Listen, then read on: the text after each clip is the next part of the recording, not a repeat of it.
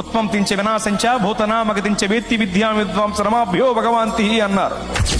అంటే దేవుడు అనబడిన వాడు సృష్టించుటకు, సంహరించుటకు తగిన శక్తి కలిగి ఉండాలి. భూత భవిష్యత్ వర్తమాన కాల విషయములను ఎరిగి ఉండాలి. ఈ అర్హతలు కలిగిన వాడే దేవుడు అని భావం. ఈ రెండు అర్హతల్లో మొదటి అర్హత సృష్టించటానికి, సంహరించటానికి కావలసిన శక్తి మహాశక్తి. అంటే మహాశక్తి కలిగిన వాడే దేవుడు, అనగా మహాశక్తివంతుడే దేవుడు.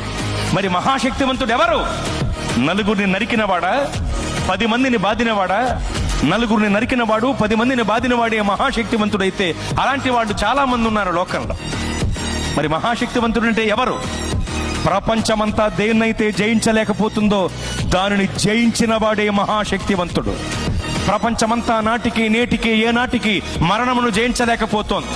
మరణమనే మహమ్మారి మర్యాద లేనిదై మానవ జాతిపై విరుచుకుబడి మరణ మృదంగాన్ని మ్రోగిస్తూ విజయ వికటట్టహాసం చేసి వెర్రవీగుతుంటే, మరణమనే మహమ్మారి యొక్క పీచమణిచి దాన్ని ముళ్ళు విరిచి మరణమును జయించి తిరిగి లేచిన మహాశక్తివంతుడు యేసు ప్రభువు వారు మాత్రమే.